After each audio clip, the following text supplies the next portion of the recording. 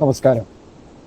All Kerala school teachers union AKSTUവിൻ്റെ നേതൃത്വത്തിൽ CM Kids scholarship UP വിഭാഗം കുട്ടികൾക്കായി ഒരുക്കുന്ന പഠനവേദിയാണ് വിജയഭൂമി. ഇതിൻ്റെ 3ാമത്തെ ക്ലാസ്സാണ് ഇന്ന് നടക്കുന്നത്. ഇന്ന് നമുക്ക് സയൻസിൻ്റെ ക്ലാസ് നയിക്കാനും വന്നിരിക്കുന്നത് രേഖ ടീച്ചറാണ്. മലപ്പുറം ജില്ലയിൽ എടപ്പാൾ AUP സ്കൂൾ പെരുമ്പറമ്പിലാണ് ടീച്ചറിൻ്റെ വിദ്യാലയം. ഈ ഒരു ക്ലാസ് നയിക്കുന്നതിന് വേണ്ടി ബഹുമാനിയായ രേഖ ടീച്ചറിനെ ഏറെ ആദരവോടെ ക്ഷണിക്കുകയാണ്.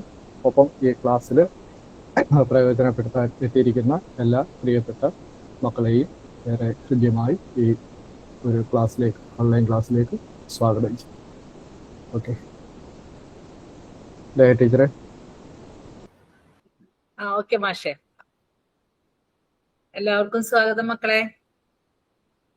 നമുക്കിനി ആകെ 10 ദിവസേ സമയമുള്ളൂ. നമ്മുടെ USS എക്സാമിന് 10 ദിവസത്തെ സമയമുള്ളൂ.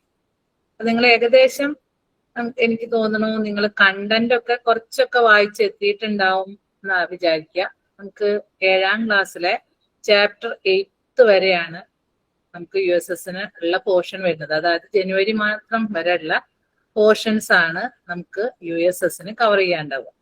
അതിൽ കൂടുതലും ക്വസ്റ്റ്യൻസ് വരിക 7th തന്നെയാണ്.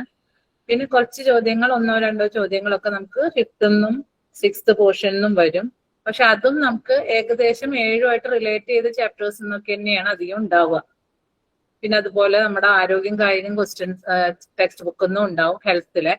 അതും നമ്മുടെ ഫുഡോ അതുപോലെ നമ്മുടെ ചാപ്റ്റേഴ്സിൽ തന്നെ വന്നിട്ടുള്ള ആ ഭാഗത്തു നിന്നുള്ള ക്വസ്റ്റ്യൻസ് തന്നെയാവും വരിക.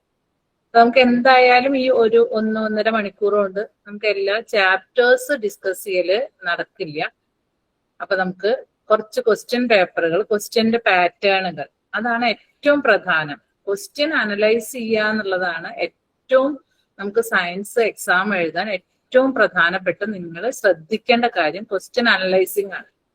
നമുക്കിപ്പോ ചാപ്റ്റർ ഒക്കെ എടുത്ത് നിങ്ങളൊക്കെ നല്ല കുട്ടികളാണ്. അതായത് നമുക്ക് USS എന്ന് പറഞ്ഞാൽ അറിയാലോ, നമ്മുടെ സ്കൂളിലെ ബെസ്റ്റ് കുട്ടികളിൽ നിന്ന് ഏറ്റവും ബെസ്റ്റായ കുട്ടികളെ സെലക്ട് ചെയ്യാനുള്ള ഒരു പരീക്ഷയാണ് USS എക്സാം.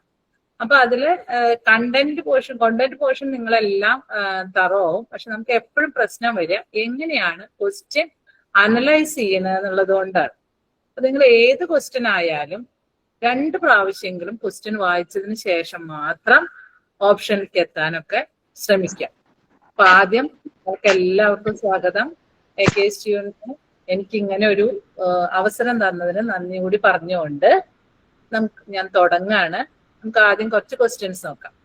നമുക്ക് ആദ്യം ചെയ്യേണ്ടത് നമ്മുടെ നോട്ടിഫിക്കേഷൻ, USS നോട്ടിഫിക്കേഷനിൽ, ഇത്തവണത്തെ നോട്ടിഫിക്കേഷനിൽ നമുക്ക് വരാൻ സാധ്യതയുള്ള തരം ചോദ്യങ്ങൾ, സാധ്യതയുള്ള ക്വസ്റ്റ്യൻസ് അല്ല, ടൈപ്പ് ഓഫ് ക്വസ്റ്റ്യൻസ് വന്നിട്ടുണ്ട്. അത് എത്ര ആള് നോക്കിയിട്ടുണ്ട് എന്ന് എനിക്കറിയില്ല. നമ്മൾ അത് വെച്ചിട്ടാണ് ആദ്യം തുടങ്ങുന്നത്. ഞാൻ സ്ക്രീൻ ഷെയർ ചെയ്യാം. അപ്പൊ നിങ്ങൾക്ക് ആ ക്വസ്റ്റ്യൻസ് കാണാം. ക്വസ്റ്റ്യൻസ് വായിക്കാനും ഇതിനും കൂടി ടീച്ചർ 1 മിനിറ്റ് സമയം തരാം.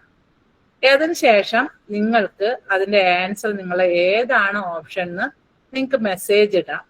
മെസ്സേജ് ഇട്ടതിന് ശേഷം നമുക്ക് എങ്ങനെയാണ് അതിന്റെ ആൻസർ നമ്മൾ കണ്ടെത്തേണ്ടത്, എങ്ങനെയാണ് ആ ചോദ്യം അനലൈസ് ചെയ്യേണ്ടത് എന്നതിനെ കുറിച്ച് നമുക്കൊരു 2 മിനിറ്റ് ഡിസ്കഷൻ ചെയ്യാം. ഓക്കെ, ഞാൻ സ്ക്രീൻ ഷെയർ ചെയ്യാൻ പോവാണ്.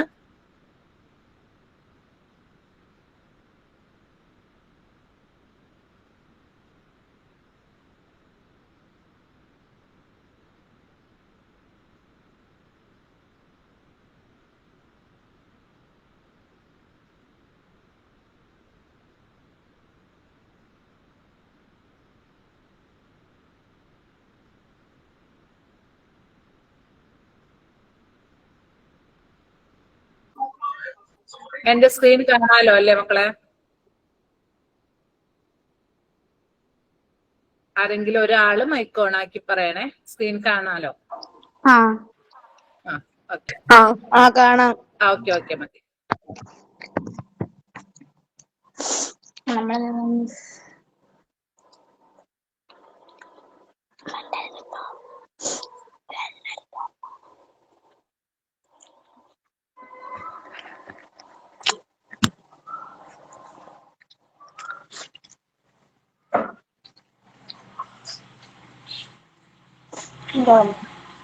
ക്വസ്റ്റ്യൻസിലെ ഫസ്റ്റ് വൺ നോക്കുക. മൈക്കൊന്ന് മ്യൂട്ട് ചെയ്യണേ മോളെ, ആരാൻ എനിക്ക് കാണുന്നില്ല. ഫസ്റ്റ് ഒന്ന് നോക്കുക. തന്നിരിക്കുന്ന പ്രസ്താവനകളിൽ ശരിയായത് ഏത് എന്നാണ് നമ്മുടെ ക്വസ്റ്റ്യൻ. അതായത് 2 സ്റ്റേറ്റ്മെന്റ്സ് ആണ് നിങ്ങൾക്ക് തന്നിട്ടുള്ളത്. ആ 2 സ്റ്റേറ്റ്മെന്റ്സിലെ കറക്റ്റ് സ്റ്റേറ്റ്മെന്റ് ഏത്? 3 സ്റ്റേറ്റ്മെന്റിലെ കറക്റ്റ് സ്റ്റേറ്റ്മെന്റ് ഏത്? ഫസ്റ്റ് സ്റ്റേറ്റ്മെന്റ്, എല്ലാ സസ്യങ്ങളിലും ലൈംഗിക പ്രത്യുൽപാദനം, കായിക പ്രജനനം എന്നിവയിൽ ഏതെങ്കിലും ഒന്ന് മാത്രമേ സംഭവിക്കൂ. പതിവയ്ക്കൽ കൃത്രിമ കായിക പ്രജനനമാണ്. തിരഞ്ഞെടുത്ത സസ്യങ്ങൾ തമ്മിലാണ് പരാഗണം നടന്നത് എന്ന് ഉറപ്പുവരുത്താനാണ് കൃത്രിമ പരാഗണം അല്ലെങ്കിൽ ആർട്ടിഫിഷ്യൽ പോളിനേഷൻ നടത്തുന്നത്. ഓക്കെ, ഇതില് ഓപ്ഷൻ നിങ്ങൾക്ക് തന്നിട്ടുണ്ട് എ, ബി, സി, ഡി. ഇത്രയും ഓപ്ഷൻസ് ഉണ്ട്. അതിൽ ഏതാണ് കറക്റ്റ് എന്ന് ഒരാള് ആൻസർ പറഞ്ഞാൽ മതി. അതിനുശേഷം നമുക്ക് പറയാം.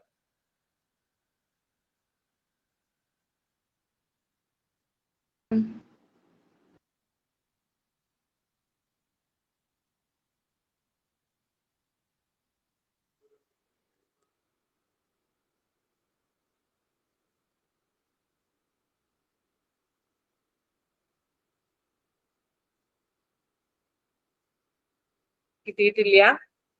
ബി. ബി എന്ന് പറഞ്ഞിട്ടുണ്ട് ഒരാള്. നമുക്ക് നോക്കാം. അതായത് സ്റ്റേറ്റ്മെന്റ് 2ഉം 3ഉം ശരിയാണ്. അതല്ലാതെ ഒരാൾക്കും കൂടി പ്രതികരിക്കാൻ സമയമുണ്ട്. അതല്ല ഉത്തരം എന്നുള്ള ആരെങ്കിലും ഉണ്ടെങ്കിൽ പറയും. സി. സി 1ഉം 3ഉം ശരിയാണ്. മതി, 2 ആൻസർ മതി. നമുക്കത് അനലൈസ് ചെയ്യാം. അപ്പൊ നമ്മൾ എവിടെയാണ് ശ്രദ്ധിക്കേണ്ടത്? ഫസ്റ്റ് സ്റ്റേറ്റ്മെന്റ് നോക്കുക. എല്ലാ സസ്യങ്ങളിലും ലൈംഗിക ഉത്പാദനം, കായിക പ്രജനനം, അതായത് ഒന്നുകിൽ സെക്ഷൽ റീപ്രൊഡക്ഷൻ അല്ലെങ്കിൽ വെജിറ്റേറ്റീവ് പ്രൊപ്പഗേഷൻ, ഇവയിൽ ഒന്ന് മാത്രമേ സംഭവിക്കൂ എന്നാണ് ആദ്യത്തെ സ്റ്റേറ്റ്മെന്റ്. ക്വസ്റ്റ്യനിൽ മലയാളം വേർഡ് ഉള്ളതുകൊണ്ടാണ് ഇംഗ്ലീഷ് വേർഡ് പറയുന്നത്. മൈക്കൊന്ന് മ്യൂട്ട് ചെയ്യണേ. ക്വസ്റ്റ്യനിൽ നിങ്ങൾക്ക് മലയാളം വേർഡ് കാണാനുള്ളത് കൊണ്ടാണ് ടീച്ചർ ഇംഗ്ലീഷ് വേർഡ് പറയണത്. അതായത് എല്ലാ സസ്യങ്ങളിലും ഒന്നുകിൽ സെക്ഷൽ റീപ്രൊഡക്ഷൻ അതല്ലെങ്കിൽ വെജിറ്റേറ്റീവ് പ്രൊപ്പഗേഷൻ, ഇതിൽ ഏതെങ്കിലും ഒന്ന് മാത്രമേ സംഭവിക്കൂ എന്നാണ് നമ്മുടെ ഫസ്റ്റ് സ്റ്റേറ്റ്മെന്റ്. ആ സ്റ്റേറ്റ്മെന്റ് ഇപ്പൊ ഒരാൾ അത് ശരിയാണ് എന്ന് പറഞ്ഞിട്ടുണ്ട്. നമ്മുടെ കൂട്ടത്തുനിന്ന് ഒരാള് ആൻസർ പറയുമ്പോൾ ഒന്ന് ശരിയാണ് എന്ന് പറഞ്ഞു. പക്ഷെ ഒന്നാമത്തെ സ്റ്റേറ്റ്മെന്റ് ശരിയല്ല. എന്തുകൊണ്ടാണെന്ന് വെച്ചാൽ നമ്മൾ തന്നെ പഠിച്ചിട്ടുണ്ട്. നമ്മുടെ മുരിങ്ങ, കറി ലീവ്സ് അങ്ങനെയുള്ള ചെടികളിൽ 2 തരം റീപ്രൊഡക്ഷനും നടക്കുന്നുണ്ട്. അതായത് സെക്ഷൽ റീപ്രൊഡക്ഷന്റെ ഫലമായി ഉണ്ടായ സീഡ്സ് നിന്നും പുതിയ തൈകൾ ഉണ്ടാകുന്നുണ്ട്. ലൈംഗിക പ്രത്യുൽപാദന ഫലമായിട്ടുണ്ടാകുന്ന വിത്ത് നിന്ന് പുതിയ തൈകൾ ഉണ്ടാവുന്നുണ്ട്. അതുപോലെ തന്നെ അതിൽ വേരിന്നും കൊമ്പെന്നുമൊക്കെ, വേരിന്നും തണ്ടിൽ നിന്നുമൊക്കെ പുതിയ ചെടി ഉണ്ടാവണുണ്ട്. അപ്പോ ഇത് മാത്രല്ല, 2 തരത്തിൽ റീപ്രൊഡക്ഷൻ നടക്കുന്ന ചെടികളും നമ്മുടെ ചുറ്റും ഉണ്ട്. അപ്പൊ നമുക്ക് ഫസ്റ്റ് സ്റ്റേറ്റ്മെന്റ് തെറ്റാണ് എന്ന് ഉറപ്പിക്കാം. അപ്പൊ അങ്ങനെയാവുമ്പോ നമുക്ക് ഉറപ്പായിട്ടും നമ്മുടെ എ ഓപ്ഷനും ശരിയല്ല, സി ഓപ്ഷനും ശരിയല്ല.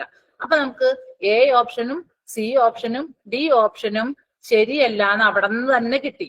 അതാണ് നമുക്ക് ഒരു സ്റ്റേറ്റ്മെന്റ് നോക്കുമ്പോ തന്നെ നമ്മുടെ ഓപ്ഷൻസിലെ 4 ആളിലെ ഒന്ന് തെറ്റാണ് എന്ന് മനസ്സിലാക്കിയപ്പോ തന്നെ എയും സിയും ഡിയും ഉത്തരമല്ല എന്നുള്ളത് നമുക്ക് മനസ്സിലായി.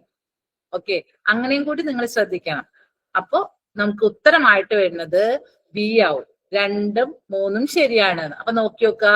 പതിവയ്ക്കൽ അല്ലെങ്കിൽ ലെയറിങ് ഒരു ആർട്ടിഫിഷ്യൽ പ്രൊപ്പഗേഷൻ ആണ്. ശരിയാണല്ലോ, നമ്മൾ ചെയ്തിട്ട് വേണ്ട അല്ലെ, നാച്ചുറൽ ആയിട്ട് നടക്കുന്നതല്ലല്ലോ ലെയറിങ്. മൂന്നാമത്തത്, തിരഞ്ഞെടുത്ത സസ്യങ്ങൾ തമ്മിൽ പരാഗണം നടന്നത് എന്ന് ഉറപ്പുവരുത്താനാണ് ആർട്ടിഫിഷ്യൽ പോളിനേഷൻ നടത്തുന്നത്.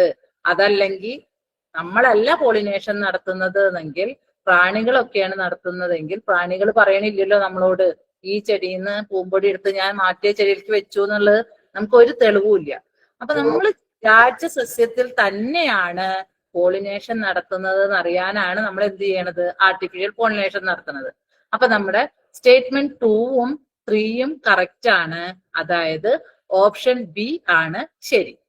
ഓക്കെ, അപ്പൊ എല്ലാരും രണ്ടാമത്തെ ക്വസ്റ്റ്യൻ ഒന്ന് നന്നായിട്ട് അനലൈസ് ചെയ്യാ, എന്നിട്ട് ഉത്തരം 2 ആൾക്ക് പറയാം. B.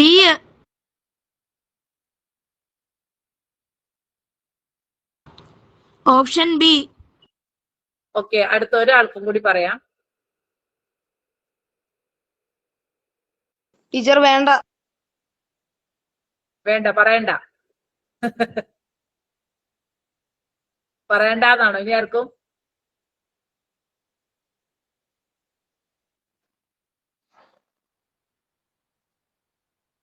Option B. ഓക്കെ, അപ്പൊ നമുക്ക് നോക്കാം. അപ്പൊ നമ്മുടെ ചാപ്റ്ററിൽ ആസിഡ് ബേസിന്റെ ചാപ്റ്ററിൽ നമ്മൾ ആദ്യം തന്നെ ചെയ്ത പരീക്ഷണം പതിമുഖ വെള്ളത്തിന്റെ നിറമാറ്റായിരുന്നു. ക്ലാസ്സിലെടുത്ത കാര്യങ്ങൾ ഓർക്കുന്നുണ്ടെങ്കിൽ ഓർക്കുന്നുണ്ടാവും. നമുക്ക് ആ ചാപ്റ്ററിൽ നമ്മൾ ആദ്യം തന്നെ ചാപ്റ്റർ തുടങ്ങുന്നത് തന്നെ പതിമുഖ വെള്ളത്തിൽ വിവിധ ലായനികൾ പരീക്ഷണം ചെയ്തിട്ടാണ് നമ്മൾ തുടങ്ങിയത്.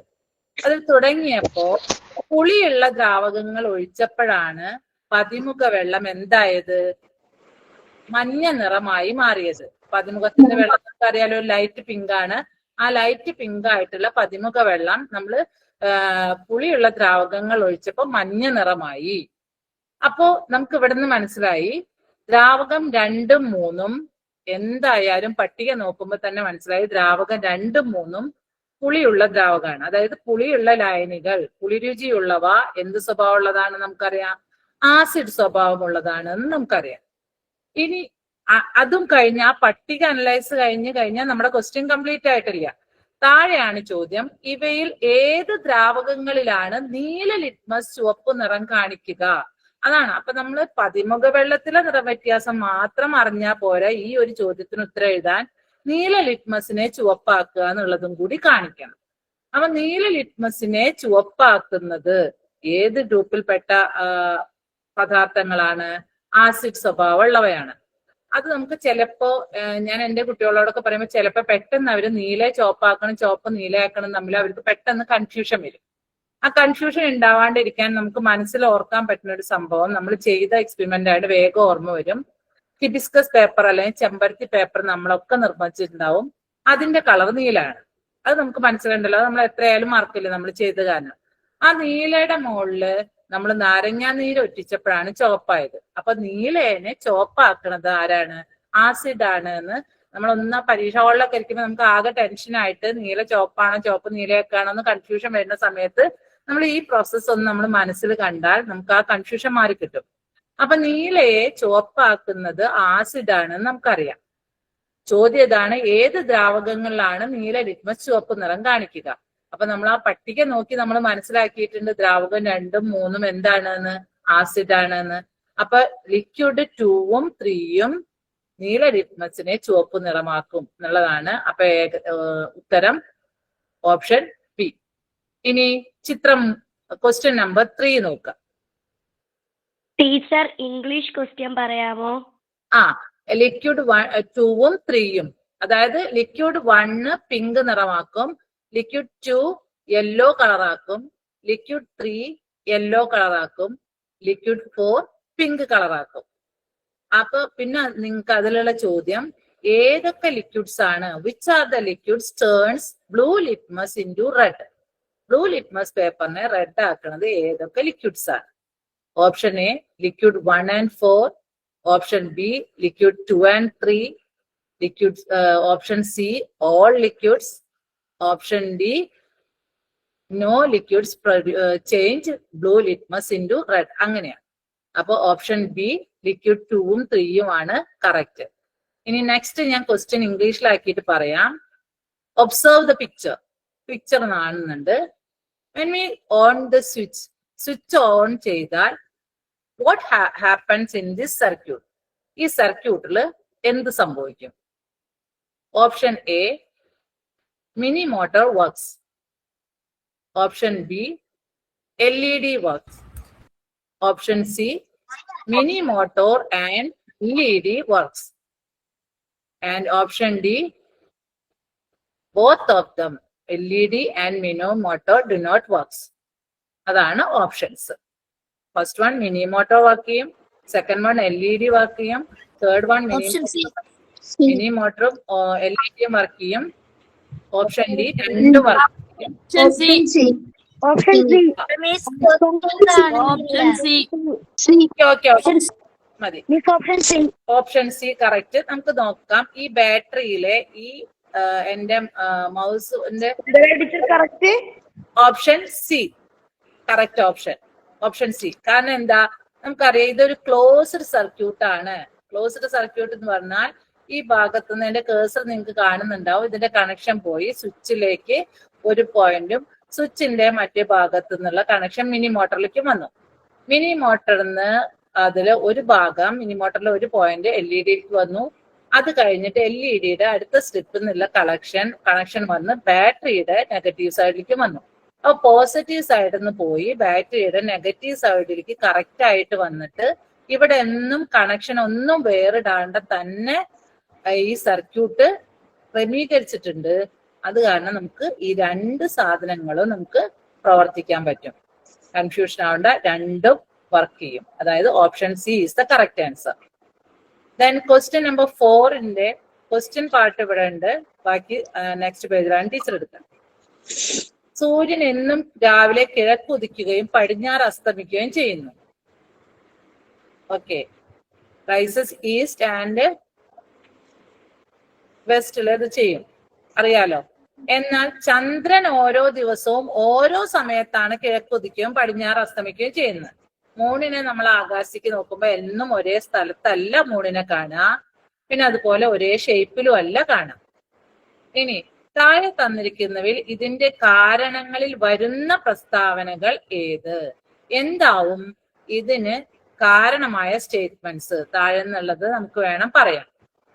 അതിലെ 3 സ്റ്റേറ്റ്മെന്റ്സ് ആണ് തന്നിട്ടുള്ള റീസൺസ് ആയിട്ട്. ചന്ദ്രൻ 27 1/3 ഡേയ്സ് കൊണ്ട് ഭൂമിയെ കറങ്ങും. സെക്കൻഡ് വൺ, ഭൂമി 24 hours കൊണ്ട് സ്വയം തിരിയും. തേർഡ് സ്റ്റേറ്റ്മെന്റ്, എർത്ത് 365 ഡേയ്സ് എടുത്തിട്ട് സണ്ണിനെ ചുറ്റും. അപ്പോ ഇതിൽ ഏതൊക്കെ സ്റ്റേറ്റ്മെന്റ്സ് ആണ് ചന്ദ്രൻ പല ദിവസങ്ങളിൽ പല സ്ഥലത്ത് കാണാൻ കാരണമാകുന്നത് എന്നാണ് ചോദ്യം. D. B. Answer A. D. C. D. Okay, അപ്പൊ നോക്കാം. നമുക്ക് ഇതിൽ പല ആൻസറും വന്നു. അപ്പൊ ഇതാണ് നിങ്ങൾക്ക് കൺഫ്യൂഷൻ ചെയ്യാതെ ഏറ്റവും വലിയ ക്വസ്റ്റ്യൻ ആയത് ഇതും സെക്കൻഡ് വണ്ണും ആണെന്ന് എനിക്ക് തോന്നുന്നു. മറ്റേത് അത്ര കൺഫ്യൂഷൻ ആയാലും എല്ലാവർക്കും ഒരേ ആൻസർ കിട്ടി. ഫസ്റ്റ് സ്റ്റേറ്റ്മെന്റ് നോക്കുക. മൂൺ 27 1/3 ഡേയ്സ് കൊണ്ടാണ് ഭൂമിയെ പരിക്രമണം ചെയ്യുന്നത്. നമുക്കറിയാം ചന്ദ്രൻ ഭൂമിയെ കറങ്ങുന്നതിലുള്ള വ്യത്യാസം കൊണ്ടാണ് നമുക്ക് എന്ത് കാണാൻ പറ്റുന്നത്? ചന്ദ്രനെ പല ഷേപ്പിലും കാണുന്നത് എന്ന് നമ്മൾ പഠിച്ചിട്ടുണ്ട്. നമ്മളിപ്പോ 7th ലാസ്റ്റ് ചാപ്റ്റർ, അതായത് നമ്മുടെ USS വരുന്ന പോർഷൻസിലെ ലാസ്റ്റ് ചാപ്റ്ററിൽ വരുന്ന ഭാഗമാണത്. പിന്നെ അടുത്ത സ്റ്റേറ്റ്മെന്റ്, ഭൂമി 24 hours കൊണ്ട് സ്വയം തിരിയുന്നു.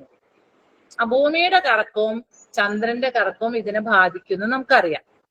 പക്ഷേ ഭൂമി 365 ഡേയ്സ് എടുത്ത് സൂര്യനെ ചുറ്റുന്നു. ഭൂമി സൂര്യനെ ചുറ്റുന്നത് നമ്മുടെ ചന്ദ്രന്റെ ഷേപ്പ് മാറുന്നതിന് കാരണമാവോ ഇല്ലേ എന്നുള്ളത് നിങ്ങളൊന്ന് ആലോചിക്കണം. ഭൂമി സൂര്യനെ ചുറ്റുന്നത് ചന്ദ്രന്റെ ഷേപ്പ്. അപ്പൊ ഭൂമി ഇപ്പൊ നിങ്ങൾ മനസ്സിലൊന്ന് കാണുക. ഞാൻ ഈ കേഴ്സർ എടുത്തതെന്ന് നോക്കുക. ഇവിടെ സൂര്യൻ ഉണ്ട് എന്ന് വിചാരിക്കാം, ഭൂമി ഇവിടെ, മൂൺ ഇവിടെ. ഇത് കറങ്ങുന്നതിന്റെ ഇടയിൽ ഇത് ഏത് പൊസിഷനിൽ എത്തിയാലും എവിടെ നിൽക്കുകയാണെങ്കിലും ചന്ദ്രന്റെ പൊസിഷനിൽ സ്ഥാനം അത് സൂര്യന്റെ സ്ഥാനത്തിനനുസരിച്ച് എന്ത് മാറില്ല? നമ്മുടെ ചന്ദ്രന്റെ ഷേപ്പോ ചന്ദ്രൻ ഉദിക്കണതോ അസ്തമിക്കണതോ ഒന്നും മാറില്ല. ആദ്യ പൊസിഷൻസ് മാത്രം മാറുന്നതിനെ മാറുള്ളൂ. ഭൂമിയുടെയും അതായത് എർത്തിന്റെയും മൂണിന്റെയും പൊസിഷൻ മാറുന്നത് മാത്രമാണ് നമ്മുടെ ചന്ദ്രന്റെ ഷേപ്പിനെ ബാധിക്കുള്ളൂ. അപ്പൊ ഏതൊക്കെ സ്റ്റേറ്റ്മെന്റ് മാത്രമാണ് ഇതിന് റീസൺ ആവുന്നത്? ഓപ്ഷൻ എ ആണ് കറക്റ്റ് ആൻസർ. അതായത് സ്റ്റേറ്റ്മെന്റ് 1ഉം സ്റ്റേറ്റ്മെന്റ് 2ഉം അതിനുള്ള കാരണമാണ്. സ്റ്റേറ്റ്മെന്റ് 3 അതിനുള്ള കാരണമല്ല. ഓക്കെ, ഇനി നിങ്ങൾ ഇത് കൺഫ്യൂഷൻ ഉണ്ടെങ്കിൽ നമ്മുടെ ഗ്രൂപ്പിൽ ഞാനും ഉണ്ടല്ലോ. കൺഫ്യൂഷൻ ഉള്ളവര് നിങ്ങൾ ഈ ക്ലാസ് കഴിഞ്ഞു കഴിഞ്ഞാൽ അതിന് കൺഫ്യൂഷൻ ഉണ്ട് എന്ന് പറയുകയാണെങ്കിൽ ടീച്ചർ ഇതൊരു പേപ്പറിൽ വരച്ച് എക്സ്പ്ലെയിൻ ചെയ്തിട്ട് നിങ്ങൾക്ക് ഇട്ട് തരാം. അങ്ങനെ കൺഫ്യൂഷൻ ഉള്ളവര് ഈ ക്വസ്റ്റ്യൻ ഈ ഭാഗം എപ്പോഴും നമുക്ക് കൺഫ്യൂഷൻ ഉണ്ടാവുന്നതാണ്. അപ്പൊ കൺഫ്യൂഷൻ ഉണ്ടെങ്കിൽ അങ്ങനെ ഉള്ളവര് ഗ്രൂപ്പിൽ ഇട്ടാൽ ടീച്ചർ അതിന് മറുപടി തരാം. Okay okay. ഇനി ക്വസ്റ്റ്യൻ നമ്പർ 4 എടുക്കാം.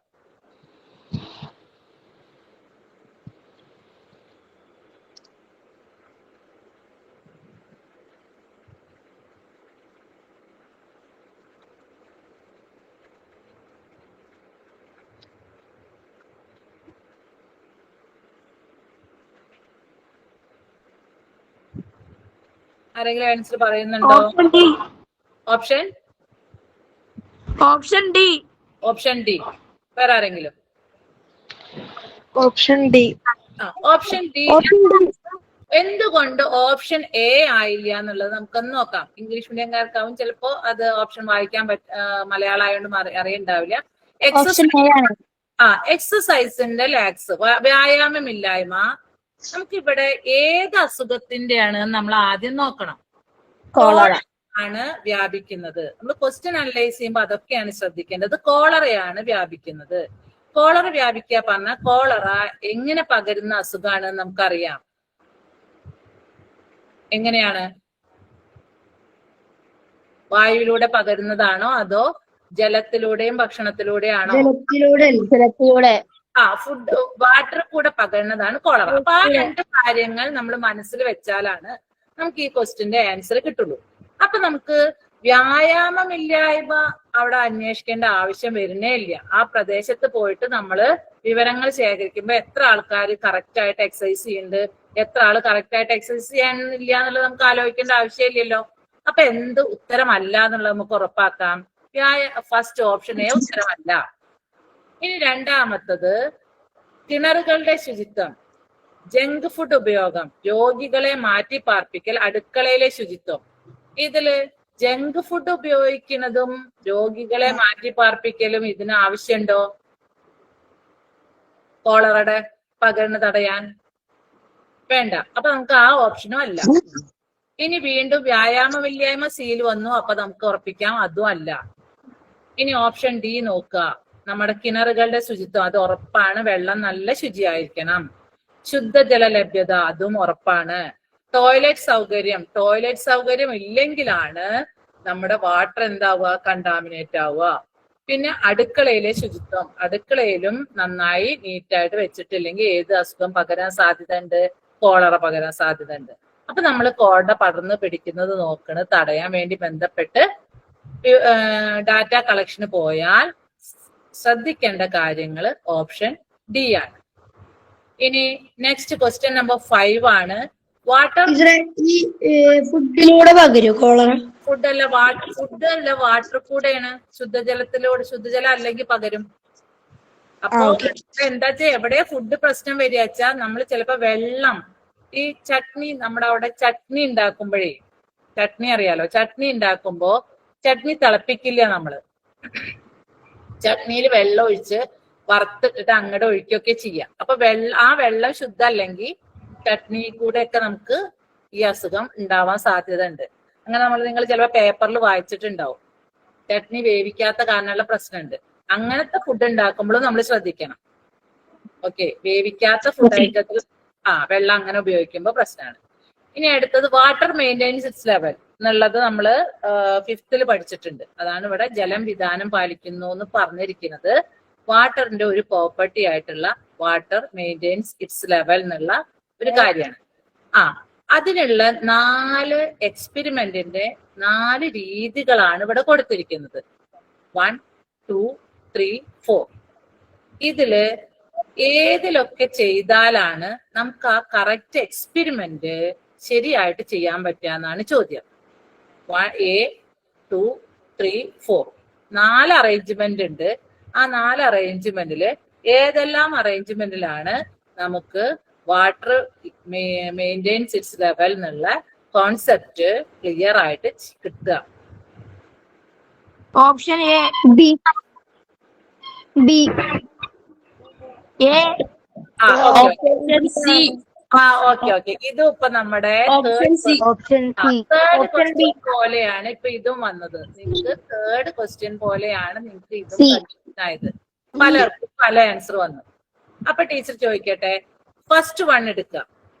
ഫസ്റ്റ് വണ്ണിലെ നിങ്ങൾക്ക് ഇതിനെ കണക്ട് ചെയ്തിരിക്കുന്ന പൈപ്പിനെ നിങ്ങൾക്ക് കാണുന്നുണ്ടാവും.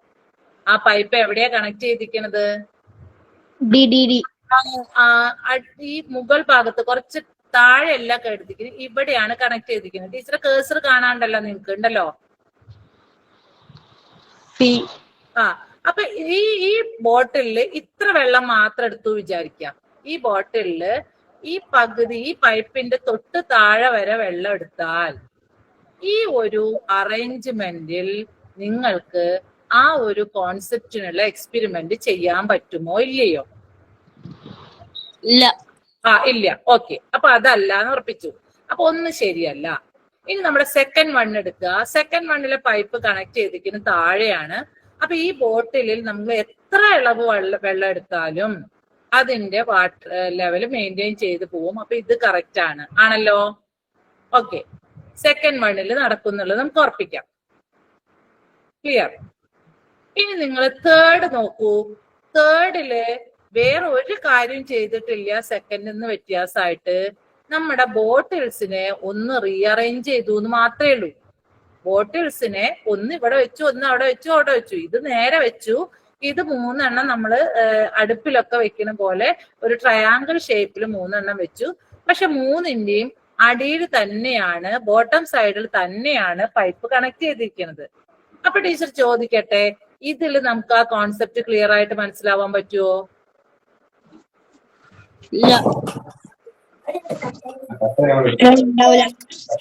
എന്തുകൊണ്ടാ ഇല്ല പറഞ്ഞ മോനെ?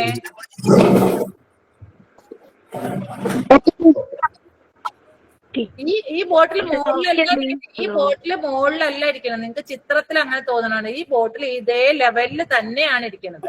3 ബോട്ടിലും ഒരേ ലെവലിലാണ് ഇരിക്കുന്നത്. അടിയിൽ നിന്ന് തന്നെയാണ് പൈപ്പ് കണക്ട് ചെയ്തിരിക്കുന്നതും.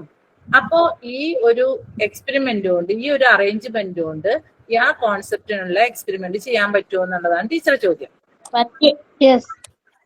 പറ്റും. ഓക്കെ, പറ്റും.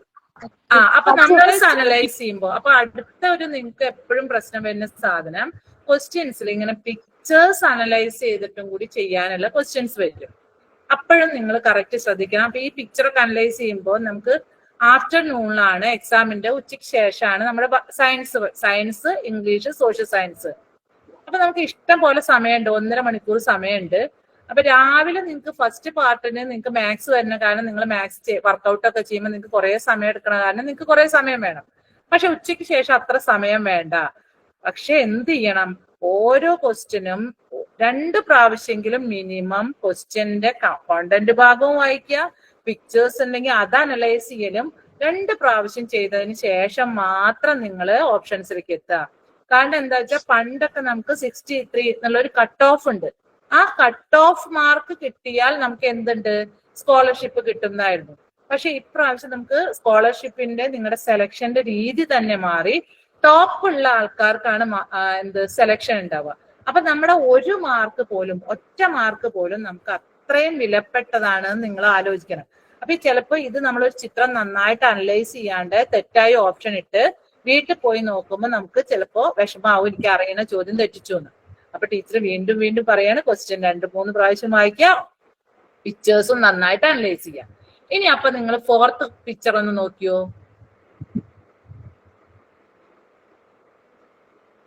അതിൽ നമ്മൾ പൈപ്പിന്റെ പൊസിഷൻ കണ്ടാൽ തന്നെ നമുക്ക് മനസ്സിലാവും. ഇതേ പൊസിഷനല്ലേ എവിടെയും കിടക്കണത്. ഫസ്റ്റ് പിക്ചറിന്റെ അതേ പൊസിഷനാണ്, പക്ഷെ ട്രയാങ്കിൾ ഷേപ്പിൽ ബോട്ടിൽ അറേഞ്ച് ചെയ്തു എന്നുള്ളൂ. അപ്പൊ അതിൽ ഇത്രയും മാത്രം, അടിഭാഗത്ത് മാത്രം വെള്ളം എടുത്താൽ നമുക്ക് ഈ കോൺസെപ്റ്റിന് പറ്റുന്ന എക്സ്പെരിമെന്റ് ചെയ്യാൻ പറ്റുമോ? ഇല്ല. ഓക്കെ. അപ്പൊ നമുക്ക് ഓപ്ഷനിലേക്ക് എത്താൻ, നമുക്ക് സെക്കൻഡ് വണ്ണും തേർഡ് വണ്ണും ആണ് കറക്റ്റ് ചെയ്യാൻ പറ്റിയത്. അപ്പോ സെക്കൻഡ്, തേർഡ് എന്നുള്ള ഓപ്ഷൻ ഡി ആണ്. ഓക്കെ. ഇനി 6th ക്വസ്റ്റ്യൻ, നമ്മുടെ 6th പോർഷൻ എന്നുള്ള ഒരു ചോദ്യമാണ്. ഇത് 5th ചാപ്റ്ററിൽ നിന്നായിരുന്നു, ഇത് 6th ചാപ്റ്ററിലെ ക്വസ്റ്റ്യൻ ആണ്. എന്തിന്റെ അടിസ്ഥാനത്തിലാണ് അരിപ്പയിലെ ദ്വാരങ്ങളുടെ വലിപ്പം തീരുമാനിക്കുന്നത്? അതായത് നമ്മുടെ സീവ്സ് ഇല്ലേ, അരിപ്പകള്, ആ സീവ്സിലെ വലിപ്പം, അതിലെ ഹോൾസിന്റെ സൈസ് എന്തിനനുസരിച്ചിട്ടാണ്, എന്തിനു വേണ്ടിയിട്ടാണ് അത് അങ്ങനെ പല വലിപ്പത്തിലാക്കിയിരിക്കുന്നത് എന്നാണ് ക്വസ്റ്റ്യൻ. ഫസ്റ്റ് വൺ, അരിച്ചു മാറ്റേണ്ട കണികകളുടെ വലിപ്പം. അതായത് അതൊന്ന് നമ്മളിപ്പോ പുറത്തേക്ക് കളയേണ്ട, ഇപ്പൊ മണലൊക്കെ അരിക്കുമ്പോ ഏതാണോ അതൊന്ന് പുറത്തേക്ക് കളയേണ്ടത് അതിന്റെ വലിപ്പത്തിനനുസരിച്ചാണ് എന്തുണ്ടാവുക, കണ്ണികളുടെ വലിപ്പം ഉണ്ടാവുക. അല്ലെങ്കിൽ നമ്പർ 2 വന്നത് അരിച്ച ശേഷം ലഭിക്കേണ്ട കണികകളുടെ വലിപ്പം, അതായത് നമുക്ക് താഴെ കിട്ടണ പൊടിയുടെ വലിപ്പം. മൂന്നാമത് അരിച്ചു മാറ്റേണ്ട കണികകളുടെ ആകൃതി, പുറത്തേക്ക് എടുക്കേണ്ട, അതായത് നമുക്ക് എടുത്ത് കളയേണ്ട അതിലെ കമ്പണൻസിന്റെ ഷേപ്പിനെ ആശ്രയിച്ചിരിക്കും. മൂന്നെണ്ണാണ്. ഒന്ന്, പുറത്തേക്ക് കളയേണ്ട പാർട്ടിക്കിൾസിന്റെ സൈസ്. രണ്ട്, നമുക്ക് കിട്ടേണ്ട, അതായത് നമുക്ക് കിട്ടേണ്ട പാർട്ടിക്കിൾസിന്റെ സൈസ്. മൂന്നാമത്തത് നമുക്ക് പുറത്ത് കളയേണ്ട പാർട്ടിക്കിൾസിന്റെ ഷേപ്പ്. ഏതിന്റെ അടിസ്ഥാനത്തിലാണ് അരിപ്പയിലെ ദ്വാരങ്ങളുടെ വലിപ്പം, അതായത് സീവിലെ മതി.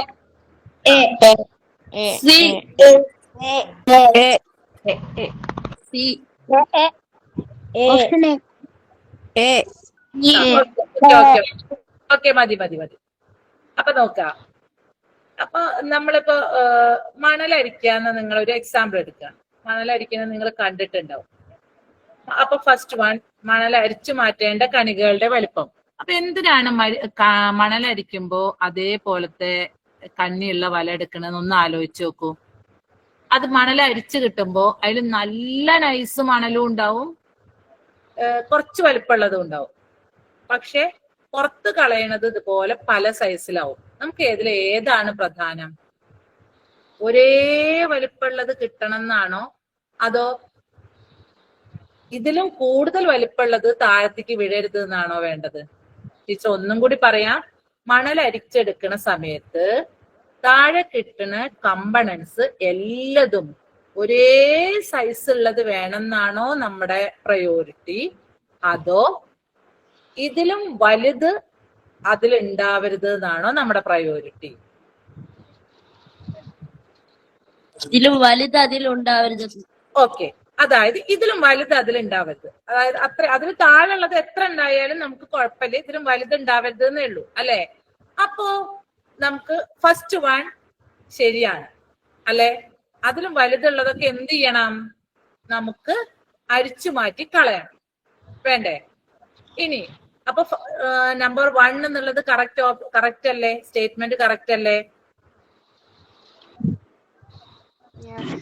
യെസ്. രണ്ടാമത്തത് നോക്കൂ, അരിച്ച ശേഷം ലഭിക്കേണ്ട കണികകളുടെ വലിപ്പം. അതായത് നമുക്ക് താഴെ കിട്ടണ, ഞാൻ മണല് എക്സാമ്പിൾ പറഞ്ഞത് എല്ലാവർക്കും അറിയാലോ വെച്ചിട്ടാണ്, താഴെ കിട്ടുന്ന കണികകളുടെ വലിപ്പത്തിനാണോ പ്രാധാന്യം?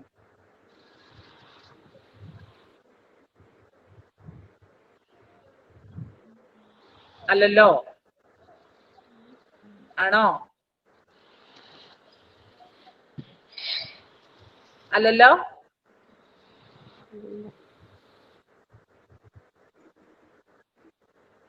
ആണോ? ഇപ്പൊ നമ്മള് പുട്ടിന്റെ പൊടിയിൽ നിന്ന് നിങ്ങൾ നൂലപ്പം ഉണ്ടാക്കാൻ നിങ്ങളുടെ വീട്ടില് അരിക്കുന്നുണ്ടാവും. അപ്പോ അതില് എല്ലാം ഒരേ വലിപ്പമുള്ള പൊടി കിട്ടുമോ നമുക്ക്? ഇല്ല. ആ വലുത് അങ്ങോട്ട് പോയി കിട്ടുന്നു മാത്രമേ ഉള്ളൂ, ബാക്കിയുള്ളതൊക്കെ അവിടെ ഉണ്ടാവും. അപ്പൊ നമുക്ക് അവിടെ ഏതാണ് ശരി?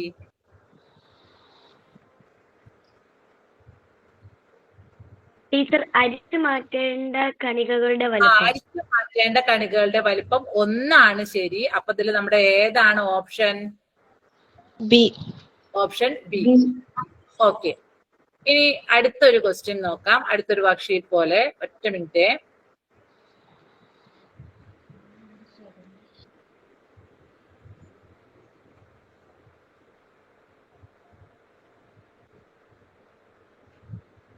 യെസ്,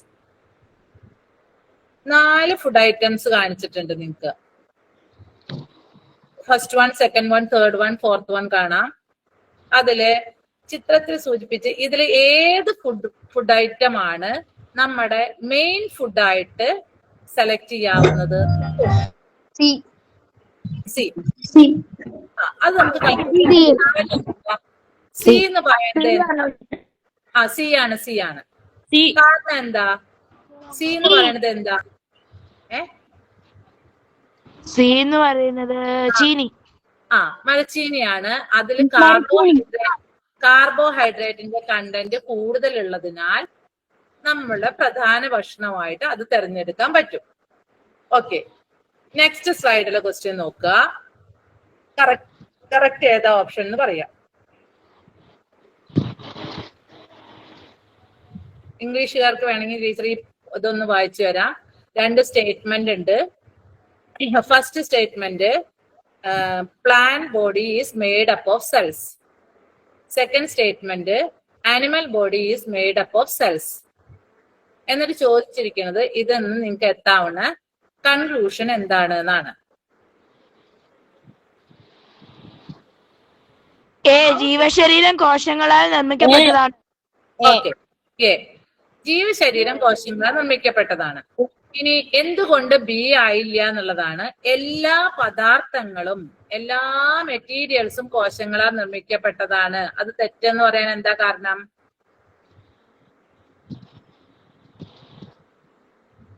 ബി എന്തുകൊണ്ട് തെറ്റായി?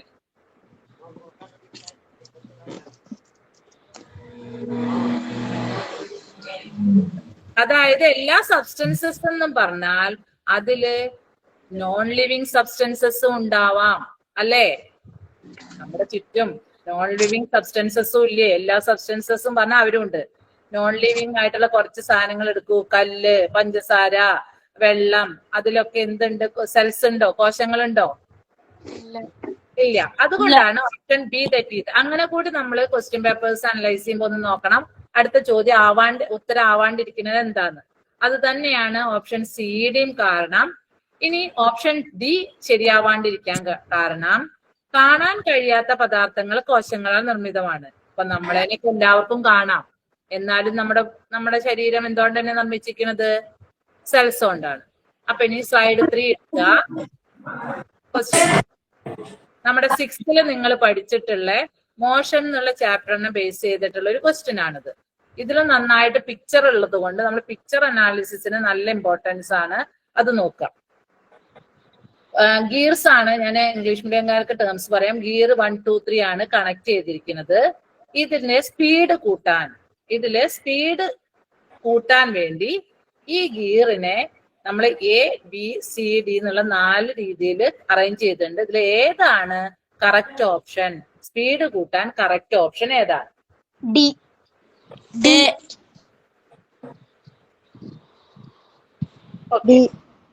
ഓക്കെ, അപ്പൊ എന്തായാലും 3 ആൻസർ പറഞ്ഞു. അപ്പൊ നിങ്ങൾക്ക് ഇനി മറുപടി വെക്ക. ഇനി ടീച്ചർ പറയണതിന്റെ ശ്രദ്ധിക്കുക. ഇനി ഈ കാര്യം മറക്കാണ്ടിരിക്കാൻ നേരത്തെ ടീച്ചർ ഹിബിസ്കസ് പേപ്പറിന്റെ കാര്യം പറഞ്ഞ പോലെ നിങ്ങൾക്ക് ഈ കാര്യം മറക്കാണ്ടിരിക്കാൻ ടീച്ചർ ഒരു ക്ലൂ തരാം. ക്ലൂ അല്ല, ഒരു ഐഡിയ. എല്ലാവരും സൈക്കിൾ ഓടിക്കുന്ന ആൾക്കാരാവുന്ന ടീച്ചർ വിചാരിക്കുന്നു. നിങ്ങളുടെ സൈക്കിളിന്റെ പെഡലിന്റെ ഭാഗത്ത്, അതായത് നമ്മൾ സൈക്കിൾ ചവിട്ടുന്ന പെഡലിന്റെ ഭാഗത്ത് ഒരു ഗിയർ ഉണ്ട്, ശ്രദ്ധിച്ചിട്ടുണ്ടാവാം. പിന്നെ നമ്മുടെ ബാക്ക് വീലിന്റെ ഭാഗത്തും ബാക്ക് വീലിന്റെ സൈഡിലായിട്ട് ബാക്ക് വീലിന്റെ സെന്ററിലും അതിനെ കണക്ട് ചെയ്തിട്ട് ഗിയർ ഉണ്ടല്ലോ.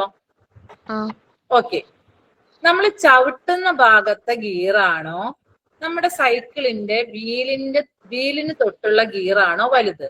തെറ്റാണ്ടിരിക്കാൻ വേണ്ടിയിട്ട് ടീച്ചർ ഈ പറയണത്. സൈക്കിൾ ചവിട്ടണ ഭാഗത്തെ ഗിയറാണോ നമ്മുടെ ബാക്കിലെ വീലിനടുത്തുള്ള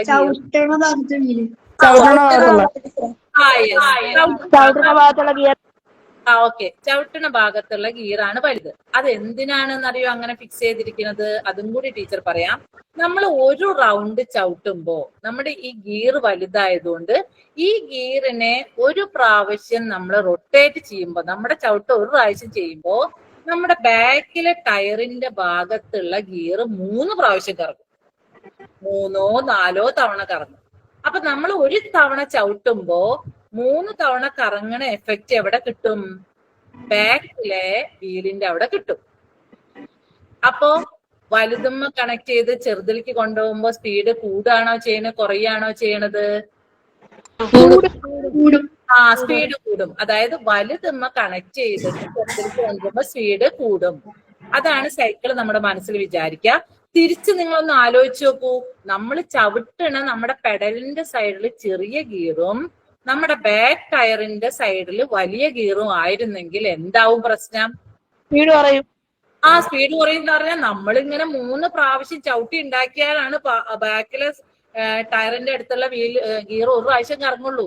നമ്മൾ കൂടുതൽ വർക്ക് എടുക്കണ്ടേ? അപ്പോ നമുക്ക് കൂടുതൽ സ്ട്രെയിൻ എടുക്കണം, വേണ്ടേ? നമ്മൾ ചവിട്ടി 3 പ്രാവശ്യം ചവിട്ടിയാൽ ആ ബാക്കിലെ സൈഡ് ഒരു പ്രാവശ്യം കറക്കുക. അതാണോ നമുക്ക് പ്രവൃത്തി ലാഭം? ഏതാ ലാഭം? വലുതിൽ ചവിട്ടി ചെറുതിലേക്ക് പോകുന്നതാണ് ലാഭം. അപ്പൊ ഇത് വരുമ്പോ തെറ്റാണ്ടിരിക്കാൻ ടീച്ചർ പറഞ്ഞ ഈ സൈക്കിളിന്റെ കാര്യം ഒന്ന് മനസ്സിൽ ഓർക്കുക. അപ്പൊ നമുക്കറിയാം വലുതിൽ കണക്ട് ചെയ്താലാണ് നമുക്ക് സ്പീഡ് കൂട്ടുക, ഫ്രം ബിഗ് ടു സ്മോൾ. അപ്പൊ ഓപ്ഷൻ ഏതാണ് correct? Option B, 3, 2, 1. Option B. Okay, അപ്പൊ തെറ്റിച്ച് പറഞ്ഞവരൊക്കെ ഉണ്ട്, അത് കുഴപ്പമില്ല. ഓക്കെ, അപ്പൊ മനസ്സിലതെടുക്കുക. അപ്പൊ കറക്റ്റ് കിട്ടും കേട്ടോ. സൈക്കിളിന്റെ കാര്യം മനസ്സിൽ ഓർത്താൽ നമുക്ക് പെട്ടെന്ന് വലുതെന്ന് ചെറുതിരിക്കാണോ എന്നൊക്കെ കൺഫ്യൂഷൻ വരുന്നത് മാറിക്കിട്ടും. ഇനി സ്ലൈഡ് 4 എടുക്കാം. കണ്ടല്ലോ, രാജുവിന്റെ വീട്ടില് പല ഇലക്ട്രിക് ഡിവൈസസും ബൾബും ഒക്കെ ഉണ്ട്. അപ്പൊ ഇലക്ട്രിസിറ്റി ബില്ല് വളരെ കൂടുതലാണ്. അപ്പൊ എന്ത് ചെയ്യുന്നതാണ്?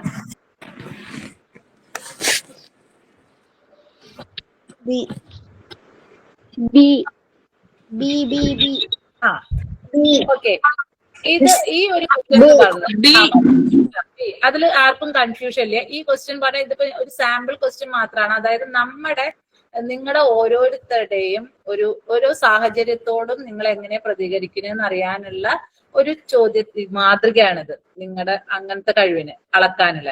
അപ്പൊ ഫ്രിഡ്ജ് എപ്പോഴും ഓഫ് ചെയ്ത് വെച്ചാൽ കറണ്ട് ബില്ല് കുറയൊക്കെ ചെയ്യും. പക്ഷെ ഫ്രിഡ്ജ് എപ്പോഴും ഓഫ് ചെയ്ത് വെക്കാനാണെങ്കിൽ നമ്മൾ വീട്ടിൽ ഫ്രിഡ്ജ് വാങ്ങേണ്ട ആവശ്യമില്ലല്ലോ.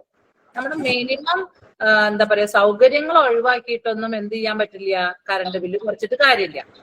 സെക്കൻഡ് വൺ ഓക്കെ, കറക്റ്റ് ആണ്. LED ബൾബ് ഉപയോഗിക്കുക. അത് നമുക്ക് ലൈറ്റിന് മറ്റു ബൾബിന് പകരം ഉപയോഗിക്കാവുന്നതാണ്. LED ബൾബ് കുറച്ച് കറണ്ടേ ചെലവാവുള്ളൂ. മൂന്നാമത്തത് ഇതേപോലെ ഫ്രിഡ്ജ് ഓഫ് ചെയ്തേക്കാന്ന് പറഞ്ഞ പോലത്തുള്ള ഒരു കാരണമാണ് ഇലക്ട്രിക് ഡിവൈസസ് ഉപയോഗിക്കാണ്ടിരിക്കുക. അങ്ങനെ ചെയ്തിട്ട് കാര്യമില്ലല്ലോ, നമുക്കത് ഉണ്ടല്ലോ. പിന്നെ നമ്മൾ ഉപയോഗിക്കാണ്ടിരുന്നിട്ട് ഒരു കാര്യമില്ല. രാത്രി നേരത്തെ എപ്പോഴും അത് സാധിക്കുന്ന കാര്യമില്ല. നമുക്ക് ഓരോ എന്തെങ്കിലുമൊക്കെ വർക്കുകൾ ചെയ്യാണ്ടാവും. അതൊക്കെ ചെയ്തിട്ട് തന്നെ ചെയ്യാൻ പറ്റും. ജീവിതത്തിന്റെ ഒരു കാര്യം സാക്രിഫൈസ് ചെയ്യാതെ തന്നെ നമുക്ക് കറണ്ട് ബില്ല് കുറയ്ക്കണം. അതിനുള്ള വഴിയാണ് option B. Next one, slide 5.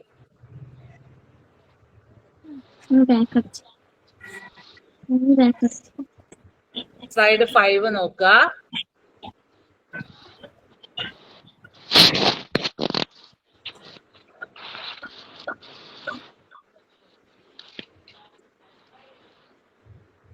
ഒരു കാൻഡില് കമ്പിയിൽ കോർത്തിട്ട് ഒരു സ്റ്റാൻഡിൽ ഇങ്ങനെ ബാലൻസ്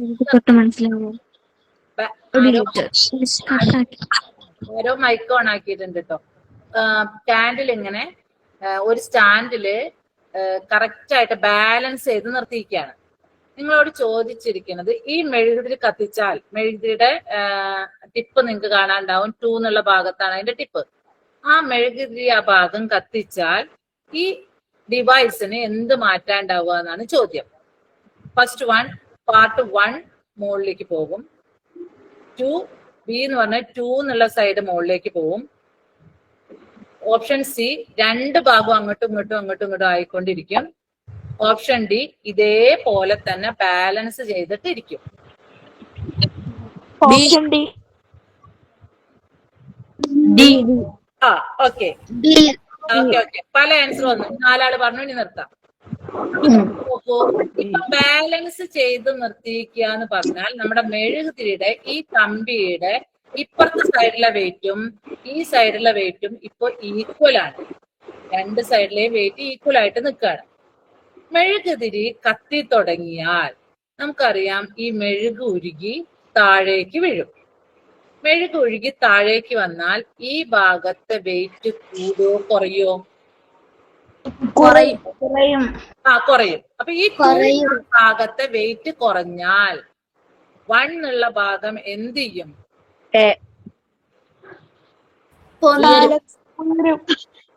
1 എന്നുള്ള ഭാഗം ഉയരാണോ ചെയ്യാ? ഭാഗം ഉയരുക. 1 എന്നുള്ള ഭാഗം താഴും. 1 എന്നുള്ള ഭാഗം താഴ്ന്നാൽ 2 എന്നുള്ള ഭാഗം എന്ത് ചെയ്യും? പൊങ്ങും. അപ്പൊ നമ്മുടെ ഓപ്ഷൻ ഏതാ കറക്റ്റ്? ഓപ്ഷൻ ബി ആണ് കറക്റ്റ് ആൻസർ.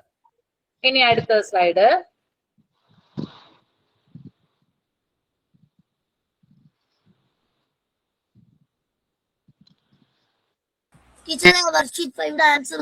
നെക്സ്റ്റ് മുന്നത്തെ 5 ഓക്കെ.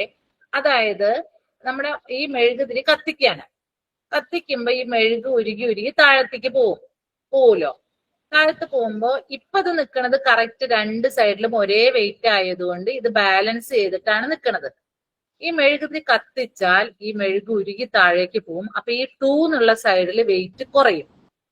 ഈ സൈഡിൽ വെയിറ്റ് കുറഞ്ഞാൽ 1 എന്നുള്ള ഭാഗത്ത് വെയിറ്റ് കൂടൂലോ.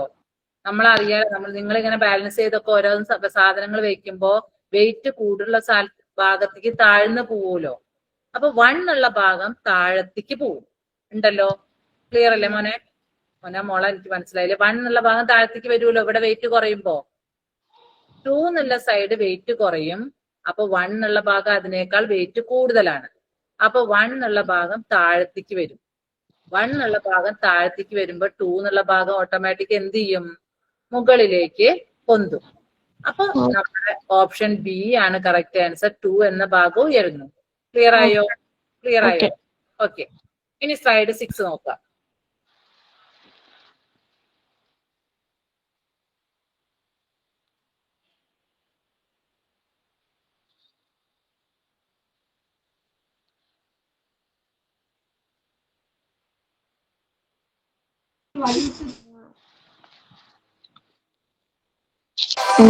ഓക്കെ, അത് ഓപ്ഷൻ ഡി. കാരണം ആളെ രക്ഷിക്കാൻ നമ്മൾ വെള്ളത്തിലേക്ക് ഇറങ്ങരുത്. നമുക്ക് നമ്മുടെ നല്ല കൂട്ടുകാരനാണെന്ന് പറഞ്ഞിട്ട് ഒന്നും കാര്യമില്ല. നമ്മൾ ഇറങ്ങിയാൽ ചിലപ്പോ നമ്മളും കൂടി എന്താ പറയാ ആ വെള്ളത്തിൽ ഒഴുക്കപ്പെട്ടു പോകും. അപ്പൊ നീന്തൽ അറിയാത്ത കൂട്ടുകാരനെ രക്ഷിക്കാൻ നമ്മൾ ഓടിപ്പോയിട്ട് അയാൾക്കും ബുദ്ധിമുട്ട് നമുക്കും ബുദ്ധിമുട്ടാവാം. ഓക്കെ, പിന്നെ ഓപ്ഷൻ ഡി ആണ് കറക്റ്റ് ആൻസർ. യെസ്, അടുത്തത് പറയട്ടെ.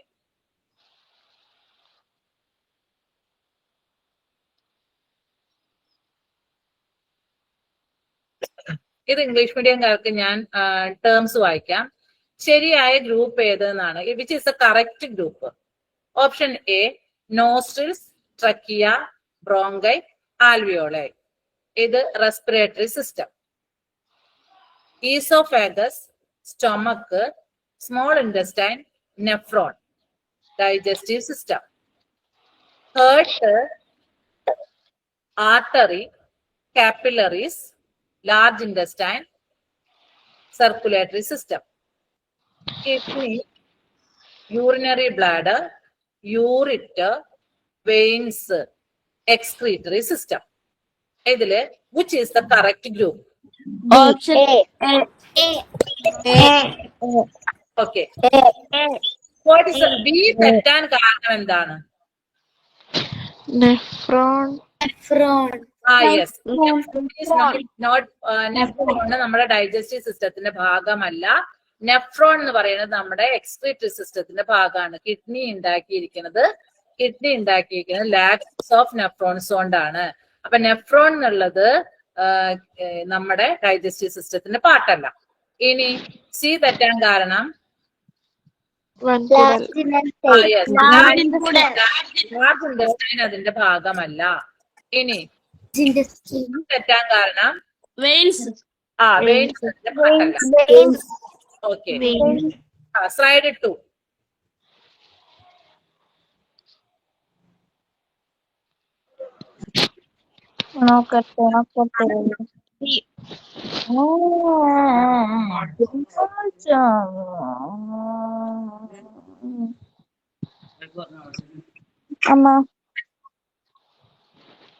കിട്ടിയോ?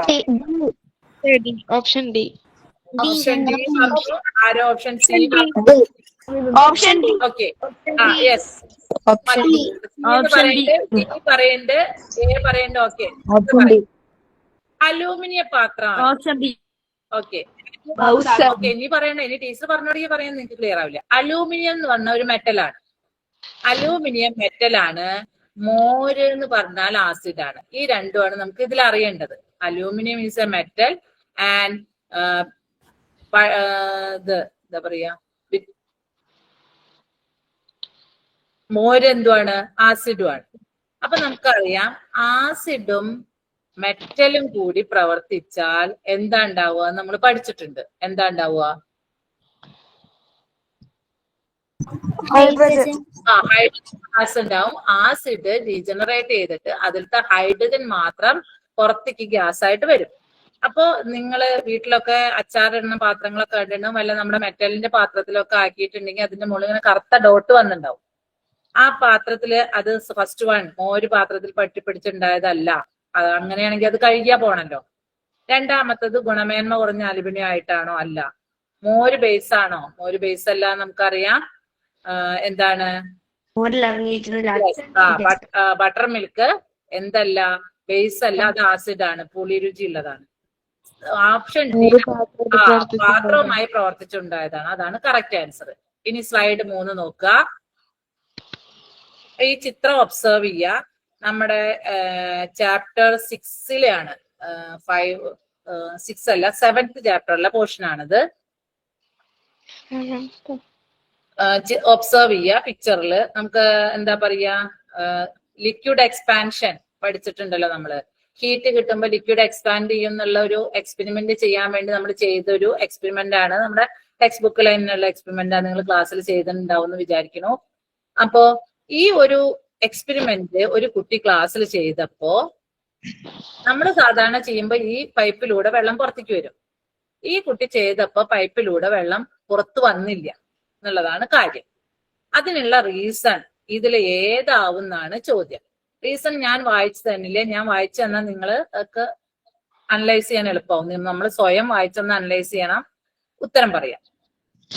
ഇംഗ്ലീഷ് പറഞ്ഞാൽ മതി. ഓക്കെ. എ പറഞ്ഞു, സി പറഞ്ഞു, ഡി പറഞ്ഞു. ഓക്കെ. ഓക്കെ, ഇനി നിർത്ത്. എയും സിയും ഡിയും ഓപ്ഷൻ വന്നു. ഇനി ടീച്ചർ ചോദിക്കട്ടെ. ഫസ്റ്റ് എ ആണ് ഉത്തരം വെച്ചാൽ ചൂടാക്കിയപ്പോൾ കുപ്പിയിലെ ഉള്ളിലെ ജലവും ഒരുപോലെ വികസിച്ചു. അതാണെങ്കിൽ നിങ്ങളൊന്ന് ആലോചിച്ച് നോക്കൂ. നമ്മുടെ സ്കൂളിലെ പരീക്ഷണം ചെയ്യുമ്പോഴും കുപ്പിയുടെ ഉള്ളിലെ ജലവും കുപ്പിയും ഒരുപോലെ വികസിച്ചിട്ടുണ്ടാവില്ലേ? നമ്മുടെ സ്കൂളിൽ നമ്മൾ ഇത് എക്സ്പെരിമെന്റ് ചെയ്യുമ്പോഴും കുപ്പിയിലെ വെള്ളമൊക്കെ ഇതുപോലെ തന്നെയായിരുന്നു. അപ്പൊ കുപ്പിയുടെ ഉള്ളിലെ ജലം വികസിച്ചപ്പോ കുപ്പിയും വികസിച്ചു എന്നുള്ളത് നമ്മുടെ സ്കൂളിൽ ചെയ്യുമ്പോഴും നടന്ന സംഭവം തന്നെയാണ്. എന്നിട്ടും നമ്മുടെ കുപ്പിയിൽ നിന്ന് ആ പൈപ്പിലൂടെ വെള്ളം പുറത്തേക്ക് വന്നു, പക്ഷെ ഇവിടെ വന്നില്ല. അപ്പൊ അതാവോ കാരണം? അല്ല. ഈ പറഞ്ഞ ആൾക്കാർ ശ്രദ്ധിക്കുക. കുപ്പി നിറയെ ജലം എടുക്കാത്തതിനാൽ കുപ്പിയുടെ ജലം വികസിക്കില്ല. അതും ആവില്ലല്ലോ. വെള്ളത്തിന്റെ അളവ് നോക്കിയിട്ടല്ലല്ലോ വികസിക്കല്. വെള്ളം എത്ര എടുത്താലും വികസിക്കും. ഇനി സി നോക്കുക. കുപ്പിക്കകത്ത് വായു ഉള്ളത് കൊണ്ട് ജലത്തിന് വികസിക്കാൻ കഴിയില്ല. അതല്ലല്ലോ. വായു ഉള്ളത് വികസിച്ചാ വായു ഏതേനെ പോയിക്കോളും. ഈ പൈപ്പിന് ഹോളുണ്ടല്ലോ, അത് കൂടെ പുറത്ത് പൊക്കോളും. അപ്പൊ അതുമല്ല. ഇനി ഓപ്ഷൻ ഡി. ജലം വികസിക്കുമ്പോൾ ജലത്തിന് നിൽക്കാൻ ആവശ്യമായ സ്ഥലം കുപ്പിയിൽ തന്നെ ഉണ്ട്. കണ്ട, ഇത്രയാണ് നമ്മുടെ വാട്ടർ ഉള്ളത് ഇതില്. അപ്പൊ ഇത് ചൂടായാൽ ഏകദേശം ഇത്രയൊക്കെയാണ് വികസിക്കുക. അപ്പൊ ഇത്രയും വരെ ഇത് എക്സ്പാൻഡ് ചെയ്ത് നിന്നാലും എവിടേക്ക് എത്തണില്ല? പൈപ്പിന്റെ അറ്റത്തേക്ക് എത്തണില്ല. നിങ്ങൾ നാളെ ചെല്ലുമ്പോൾ നമ്മുടെ സ്കൂളിൽ ഇതൊരു എക്സ്പെരിമെന്റ് ചെയ്ത് നോക്കുമ്പോൾ നിങ്ങൾക്കറിയാം ഈ പൈപ്പിനെ താഴത്തേക്കാവും ഇറക്കി വെച്ചിട്ടുണ്ടാവുക. അപ്പോഴാണ് ഈ വെള്ളം ചൂടാവുമ്പോ വികസിക്കുന്നതിനനുസരിച്ച് വെള്ളത്തിന്റെ അറ്റം എവിടെ വന്ന് മുട്ടും? ഈ പൈപ്പിലൂടെ വന്ന് മുട്ടുമ്പോഴാണ് പൈപ്പിലൂടെ പുറത്തേക്ക് പോവുക. അപ്പൊ നിങ്ങൾ അതൊന്ന് നാളെ ചെന്നിട്ട് നമ്മുടെ ആ ചാപ്റ്ററിലെ എക്സ്പെരിമെന്റ് ചെയ്ത സാധനം ഒന്നുകൂടി നോക്കണം. അപ്പൊ ഓപ്ഷൻ ഏതാണ് correct? Option D is the correct. Okay. നാലാമത്തെ D. Okay. Fourth question.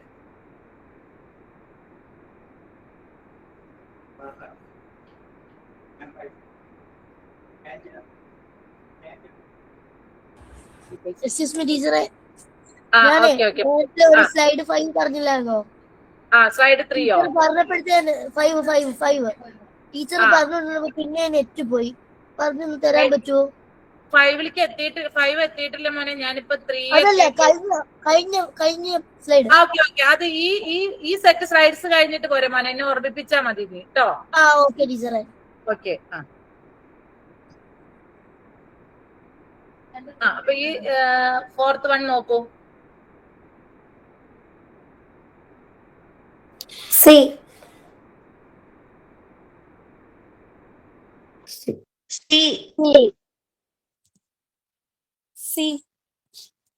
Okay.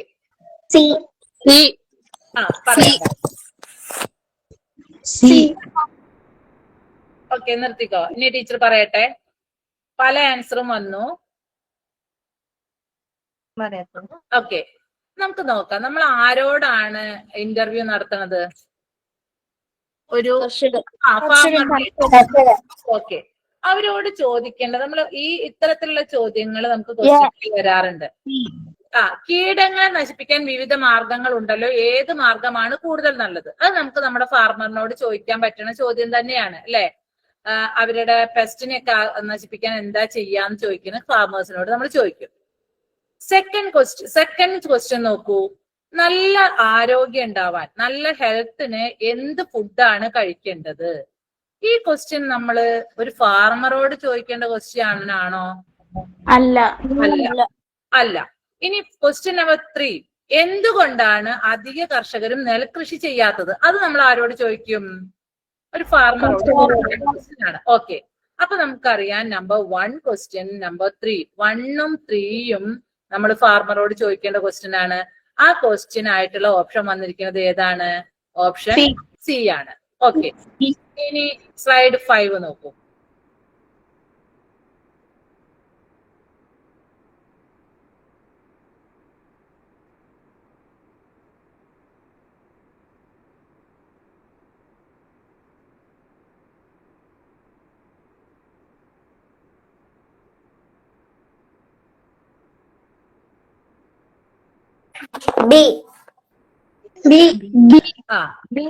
Okay, ബിയും പറയുന്നുണ്ട്, ഡിയും. അതാണ് നമുക്ക് കൺഫ്യൂഷൻ വരുന്നത്. ഓക്കെ, ഡി പറയുന്നുണ്ട്, ബി പറയുന്നുണ്ട്. അപ്പൊ നമുക്ക് ഫസ്റ്റ് ഓപ്ഷൻ നോക്കാം. മാലിന്യങ്ങൾ ശേഖരിച്ച് നിക്ഷേപിക്കുന്ന സ്ഥലത്ത് കൊണ്ടിടുന്നു, അത് ശരിയല്ല, നമുക്ക് ഉറപ്പാണ്. അപ്പൊ നിങ്ങൾക്ക് കൺഫ്യൂഷൻ വന്നത് ബിയും ഡിയും ആണ്. ഡി നോക്കൂ. നമ്മുടെ വീട്ടിലുണ്ടാവുന്ന എല്ലാ മാലിന്യങ്ങളും ഹരിതസേനക്കാര് വരുന്നവരെ നമുക്ക് എടുത്തേക്കാൻ പറ്റുമോ? ഇല്ല. അപ്പൊ അത് നമുക്ക് ഓപ്ഷൻ ഡി ശരിയല്ലല്ലോ. നമുക്ക് ഫുഡ് വേസ്റ്റ് ഒക്കെ ഉള്ള സാധനങ്ങള് നമ്മള് ഹരിതസേനക്കാര് വരുന്നവരെ എടുത്തേക്കാൻ നമുക്ക് പറ്റില്ല. നമ്മൾ പ്ലാസ്റ്റിക് വേസ്റ്റ് ഒക്കെ അല്ലേ അവർക്ക് എടുത്തേക്കുന്ന, പേപ്പറൊക്കെ. അപ്പൊ ഈ ഓപ്ഷൻ ഡി ശരിയല്ല എന്ന് ഉറപ്പായി. ഡി കുറെ ആളെ ഓപ്ഷൻ വന്നുകൊണ്ടാണ് ഞാനത് പറഞ്ഞത്. ഇനി ബി ഓപ്ഷൻ ശരിയാണോ നോക്കുക. ജൈവ മാലിന്യങ്ങൾ, അതായത് ബയോ വേസ്റ്റ് നമ്മുടെ വീട്ടിൽ തന്നെ വളമാക്കി മാറ്റുന്നു. അജൈവമായിട്ടുള്ള സാധനങ്ങൾ ഹരിതസേനയ്ക്ക് കഴിക്കും. അത് കറക്റ്റ് അല്ലേ? അപ്പൊ ഏതാണ്? ഓപ്ഷൻ ബി ആണ് കറക്റ്റ് ഓപ്ഷൻ. പിന്നെ സി എന്തുകൊണ്ട് കറക്റ്റ് ആയില്ല എന്നാണ്. ജൈവ മാലിന്യം കത്തിക്കാൻ, എന്ത് മാലിന്യങ്ങളെങ്കിലും നമ്മൾ വീട്ടിൽ കത്തിക്കുന്നത് ശരിയാണോ? ഇപ്പൊ കരിയിലും അല്ല, എയർ പൊല്യൂഷൻ ഉണ്ടാവും. അപ്പൊ ഈ ഓപ്ഷൻ സിയും ശരിയല്ല. അപ്പൊ നമുക്ക് കറക്റ്റ് ഓപ്ഷൻ ഏതാ? Option B. ഓക്കെ, ഇനി 6th ക്വസ്റ്റ്യൻ.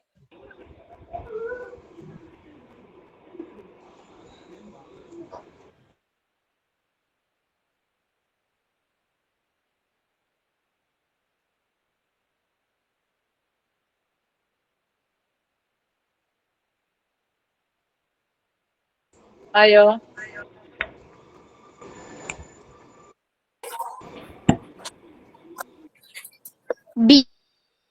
നോക്കാം. ഓക്കെ. ഇനി ആരും പറയണ്ട. 3 ആള് പറഞ്ഞില്ലേ? ടീച്ചർ പറയട്ടെ. നമ്മൾ സോളാർ എക്ലിപ്സും ലൂണാർ എക്ലിപ്സും നമ്മൾ ചാപ്റ്റർ 8ലുണ്ട് നമ്മൾ അതിന് ഉപകരണമൊക്കെ വെച്ചിട്ട് നിങ്ങൾ ചെയ്തിട്ടുണ്ടാവും. അപ്പോ അത് ചെയ്യാൻ വേണ്ടിയിട്ട് അത് ആ എക്സ്പെരിമെന്റ് ആ കോൺസെപ്റ്റ് ക്ലാസ്സിൽ എത്തിക്കാൻ വേണ്ടിയിട്ട് നമ്മൾ ഒരു ഉപകരണം ഉണ്ടാക്കുകയാണ്. ഉപകരണം ഉണ്ടാക്കാൻ നമുക്ക് എന്തൊക്കെ സാധനങ്ങൾ വേണം എന്നാണ് പറഞ്ഞിരിക്കുന്നത്. ഫസ്റ്റ് വൺ ചോദിച്ചിരിക്കുന്നത് ഒരേ വലിപ്പമുള്ള 2 പന്തുകൾ, വണ്ണം കുറഞ്ഞ കമ്പി, മരസ്കെയില്, ബൾബ്. എന്തുകൊണ്ട് എ ആയില്ല? എ ആൻസർ ആവാണ്ടിരിക്കാനുള്ള കാരണം എന്താ? ഒരേ വലുപ്പമുള്ള 2 പന്തുകൾ. Very good. ഒരേ വലിപ്പമുള്ള 2 പന്തുകൾ എന്ന് പറഞ്ഞാൽ നമുക്ക് കാണിക്കേണ്ടത് സൂര്യനെയും ചന്ദ്രനെയും അല്ലെങ്കിൽ ഭൂമിയെയും ചന്ദ്രനെയാണ്. എർത്തും മൂണാണ് നമുക്ക് കാണിക്കേണ്ടത്. സൂര്യന് പകരം നമ്മൾ ഏതെങ്കിലും ഒരു ലൈറ്റ് വെക്കും. അപ്പൊ ഇവിടെ രണ്ടും ഒരേ വലിപ്പമുള്ളതാണെങ്കിൽ നമുക്ക് പറ്റില്ല, നമ്മുടെ എക്സ്പെരിമെന്റ് ശരിയാവില്ല, ഉറപ്പ്. ഓപ്ഷൻ ബി, വലിയ പന്ത്, ചെറിയ പന്ത്, വണ്ണം കുറഞ്ഞ ഇരുമ്പ് കമ്പി, മരസ്കെയില്, ബൾബ്.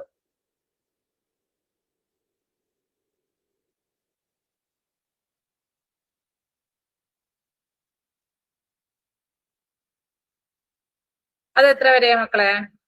അത് ശരിയല്ലേ? ഓക്കെ.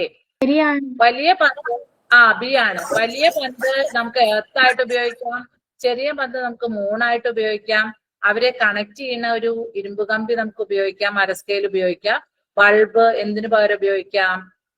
നമ്മുടെ സണ്ണിന് പകരം ഉപയോഗിക്കാം. അല്ല എന്താ മരസ്കെയിൽ അതിനെ മൂന്നിനെയും കൂടി ഒരേ സൈഡിൽ ഇങ്ങനെ കണക്ട് ചെയ്ത് വെക്കാൻ. അതായത് തിരിക്കുമ്പോ മൂന്നിനെയും ഒന്നും ബാലൻസ് ചെയ്ത് നിർത്താനാണ് മരസ്കെയില്. മനസ്സിലായോ? അല്ലെങ്കിൽ ഒരേ പ്ലെയിനിൽ വരില്ല. നമ്മള് ആ ചാപ്റ്ററിൽ നിങ്ങൾ പഠിച്ചിട്ടുണ്ടാവും, എല്ലാ അമാവാസി നാളിലും ഒരു ഗ്രഹണം നടക്കില്ല, എല്ലാ പൗർണമിയിലും മറ്റേ ഗ്രഹണം നടക്കില്ല. കാരണം എന്താ? ഈ നമ്മുടെ സണ്ണും എർത്തും മൂണും ഒരേ പ്ലെയിനിൽ വരുന്ന ദിവസങ്ങളിൽ മാത്രമേ അമാവാസി സോളാർ എക്ലിപ്സും ലൂണാർ എക്ലിപ്സും നടക്കുള്ളൂ. അല്ലെങ്കിൽ എങ്ങനെ ഉണ്ടാവണം? എല്ലാ മാസത്തിലും ഒരു ലൂണാർ എക്ലിപ്സും ഉണ്ടാവണം, ഒരു സോളാർ എക്ലിപ്സും ഉണ്ടാവണം. അത് ഉണ്ടാവുണ്ടോ? ഇല്ല. കാരണം എന്താ വെച്ചാൽ ഇവര് മൂന്നാള്, അതായത് സണ്ണും മൂണും എർത്തും ഒരേ പ്ലെയിനിൽ വരുമ്പോ മാത്രമേ എക്ലിപ്സ് സംഭവിക്കുള്ളൂ. അല്ലാച്ചെങ്കിൽ എക്ലിപ്സ് സംഭവിക്കില്ല. അമാവാസി ഉണ്ടാവും, എന്താ പറയാ, ന്യൂ മൂണും ഫുൾ മൂണും ഒക്കെ ഉണ്ടാവാം, പക്ഷെ എന്തുണ്ടാവില്ല? എക്ലിപ്സ് ഉണ്ടാവില്ല. എക്ലിപ്സ് ഉണ്ടാവണമെങ്കിൽ കറക്റ്റ് മൂന്നാള് ഒരേ പ്ലെയിനിൽ വരണം. ആ ഒരേ പ്ലെയിനിൽ വരുത്താൻ വേണ്ടിയിട്ടാണ് നമ്മൾ എവിടെ എന്ത് ഉപയോഗിച്ചത്? മരസ്കെയിൽ ഉപയോഗിച്ചത്. ഇനി സി ശരിയാവില്ല, ഒരേ വലിപ്പമുള്ള 2 പന്തുകളാണ്. ഇനി ഡി എന്തുകൊണ്ട് ശരിയായില്ല നോക്കൂ. വലിയ പന്തും ചെറിയ പന്തും ഗ്ലോബും. പിന്നെ ഇതിന്റെ ആവശ്യമുണ്ടോ? ഒരു വലിയ പന്തുണ്ട്, ഒരു ചെറിയ പന്തുണ്ട്, ബൾബും ഉണ്ട്. പിന്നെ ഗ്ലോബിന്റെ ആവശ്യമുണ്ടോ നമുക്ക്? ഇല്ല. അപ്പൊ നമ്മുടെ ഓപ്ഷൻ ഏതാ കറക്റ്റ്? ഓപ്ഷൻ ബി ആണ് കറക്റ്റ്. ഓക്കെ. ഇനി എന്താ വെച്ചാ ടീച്ചർ നേരത്തെ പറഞ്ഞ ഏതോ ഒരു മോൻ ടീച്ചറോട് നേരത്തെ 5ാമത്തെ ഒരു ക്വസ്റ്റ്യൻ ചോദിച്ചു, അതൊന്ന് പറയാം. ഒരു മിനിറ്റ് കേട്ടോ. യെസ്, ഇതല്ലേ മോനെ ചോദിച്ചത്? ടീച്ചർ വേഗം പറഞ്ഞു. യെസ്. ഈ മെഴുകുതിരിയുടെ 2 എന്നുള്ള ഭാഗത്താണ് അതിന്റെ മെഴുകുതിരിയുടെ ടിപ്പ് നിൽക്കുന്നത്, കാണാണ്ടാവൂലോ. ഈ ഭാഗം കത്തിക്കുമ്പോ ഈ മെഴുക് ഉരുകി വീഴും. നമ്മൾ മെഴുകുതിരി കത്തിക്കുമ്പോൾ നമുക്കറിയാലോ, ഈ മെഴുക് ചൂടായാൽ മെഴുക് ഉരുകും. ഉരുകി കഴിഞ്ഞാൽ ഈ ഭാഗത്ത് 2 എന്നുള്ള ഭാഗത്ത് മെഴുകിന്റെ വെയിറ്റ് എന്ത് ചെയ്യും? കുറയും, അല്ലെ? ഈ ഭാഗത്ത് വെയിറ്റ് കുറയും, ഈ ഭാഗത്ത് വെയിറ്റ് കൂടും. വെയിറ്റ് കൂടിയ സാധനം എന്ത് ചെയ്യും? താഴത്തേക്ക് വരില്ലേ? താഴെ പോവും. അപ്പൊ 1 എന്നുള്ള ഭാഗം താഴേക്ക് പോകുമ്പോ 2 എന്നുള്ള ഭാഗം എന്ത് ചെയ്യും? മുകളിലേക്ക് വരും. ഓക്കെ. അപ്പൊ ഇപ്പൊ ടീച്ചർ നിങ്ങൾക്ക് ഇപ്പൊ ഒരു 10-25 ക്വസ്റ്റ്യൻസ് അനലൈസ് ചെയ്തിട്ടുണ്ടാവും. ഇനി നമ്മുടെ സമയം ഇത്രയാണ് ആണല്ലോ. നിങ്ങൾക്ക് 1 മണിക്കൂറാണല്ലോ ക്ലാസ് പറഞ്ഞുള്ളത്, അല്ലേ? പക്ഷേ അപ്പൊ ഒരു കാര്യം ഞാൻ പറയാം, എന്റെ കയ്യിൽ കുറച്ചും കൂടി ഇങ്ങനത്തെ ഈ ഗൈഡിലൊന്നും ഇല്ലാത്ത ഇങ്ങനത്തെ തരം ക്വസ്റ്റ്യൻസ് ഉണ്ട്. അത് ഞാൻ വേണമെങ്കിൽ രതീഷ് സാറിന് അയക്കാം, അല്ലെങ്കിൽ ഗ്രൂപ്പിൽ ഇടുകയോ ചെയ്യാം. ഇവരത് ചെയ്യുന്ന സമയത്ത് വല്ല സംശയങ്ങളും ഉണ്ടെങ്കിൽ ഗ്രൂപ്പിൽ ചോദിച്ചാൽ നമുക്ക് അതിനുള്ള സഹായം കൊടുക്കുകയും ചെയ്യാം. അവർക്ക് അങ്ങനെ ചെയ്താൽ പോരെ മാഷേ? അപ്പൊ മക്കളെ നിങ്ങൾ ശ്രദ്ധിക്കേണ്ട ഒരു കാര്യം, നമുക്കറിയാം 1 മാർക്ക് പോലെ ഇമ്പോർട്ടന്റ് ആണെന്ന് ടീച്ചർ പറഞ്ഞു. അപ്പോൾ ചെയ്യേണ്ടത് ഓരോ ക്വസ്റ്റ്യനും ഉച്ചയ്ക്ക് ശേഷം ഇഷ്ടം പോലെ സമയമുണ്ട്. ഞങ്ങൾക്കൊക്കെ ഈ എക്സാം ഹാളിൽ പോയിട്ട് നമുക്ക് അറിയണ കാര്യമാണ്. എന്താ വെച്ചാൽ എല്ലാ കുട്ടികളും എന്ത് ചെയ്യും, ഉച്ചയ്ക്ക് ശേഷത്തെ പരീക്ഷ സമയത്ത് കാണാൻ അങ്ങനെ ഒക്കെ കഴിഞ്ഞു എന്ന് പറഞ്ഞിരിക്കുന്നു. അതായത് അവർക്ക് വേഗം പണി കഴിയും. അപ്പൊ അങ്ങനെ നിൽക്കാണ്ട് നിങ്ങൾ എന്ത് ചെയ്യണം, ക്വസ്റ്റ്യൻ നന്നായിട്ട് വായിച്ചിട്ട് മാത്രം നിങ്ങൾ ആൻസറിലേക്ക് എത്തുക. ക്വസ്റ്റ്യൻ മിനിമം 2 പ്രാവശ്യമെങ്കിലും വായിക്കുക. ഓപ്ഷൻസ് 2 or 3 പ്രാവശ്യം വായിച്ചതിന് ശേഷം മാത്രം ഉത്തരം എഴുതാം. നിങ്ങളെ കൺഫ്യൂസ് ചെയ്യിക്കാനുള്ള തരത്തിലുള്ള ക്വസ്റ്റ്യൻസ് നന്നായിട്ടുണ്ടാവും. അപ്പൊ നന്നായിട്ട് ശ്രദ്ധിച്ച് മാത്രം ചെയ്യുക. എല്ലാവർക്കും നമ്മുടെ ഇപ്രാവശ്യം USSന്റെ ലിസ്റ്റിൽ നിങ്ങൾക്ക് ഒക്കെ വരാൻ പറ്റട്ടെ എന്ന് ടീച്ചർ ആത്മാർത്ഥമായിട്ട് ആഗ്രഹിക്കുകയാണ്. അപ്പോ ക്ലാസ് കേട്ടതൊക്കെ നന്നായിട്ട് മനസ്സിലായിട്ടുണ്ടാവും എന്ന് ടീച്ചർ വിചാരിക്കുന്നു. ഉള്ളത് നിങ്ങൾ ചോദിച്ചിട്ടുമുണ്ട് മനസ്സിലാവാത്തത്. ഓക്കെ, ഇനി ആ ഒരു ക്വസ്റ്റ്യൻ മാത്രം നിങ്ങൾക്ക് ഒരു കൺഫ്യൂഷൻ ഉള്ളത് എനിക്ക് തോന്നിയത്. നമ്മുടെ നോട്ടിഫിക്കേഷനില് ചന്ദ്രൻ പല ഷേപ്പിൽ കാണാനുള്ള കാരണം അതിൽ ഏതാന്ന് ചോദിച്ചത്, അത് ടീച്ചർ ഗ്രൂപ്പില് ചിത്രം വരച്ചിട്ട് എക്സ്പ്ലെയിൻ ചെയ്തിട്ട് ഇന്നോ അല്ലെങ്കിൽ 2 ദിവസത്തിനുള്ളിൽ എന്തായാലും ഇടാം. ടീച്ചറുടെ സമയത്തിനനുസരിച്ച് ഇടാം. അതും കൂടി ആയാൽ നിങ്ങൾക്ക് മനസ്സിലാവുന്ന വിചാരിക്കും. ഓക്കെ ഓക്കെ ടീച്ചറെ. അപ്പൊ മക്കളെ ക്ലാസ് എങ്ങനെ ഉണ്ടായിരുന്നു? കൊള്ളായിരുന്നു. അപ്പൊ ഓക്കെ ഓക്കെ. അപ്പൊ ടീച്ചർ പറഞ്ഞ മാതിരി ടീച്ചർക്ക് നേരിട്ട് അതിനകത്ത് അയക്കാൻ പറ്റും കേട്ടോ. ടീച്ചർ അതിനകത്തൊക്കെ അഡ്മിനാണ്, ഗ്രൂപ്പിൽ അഡ്മിനാണ്. നിലവില് ഗ്രൂപ്പ് അഡ്മിൻ ഒള്ളി ആക്കി ഇട്ടിരിക്കുകയാണ്.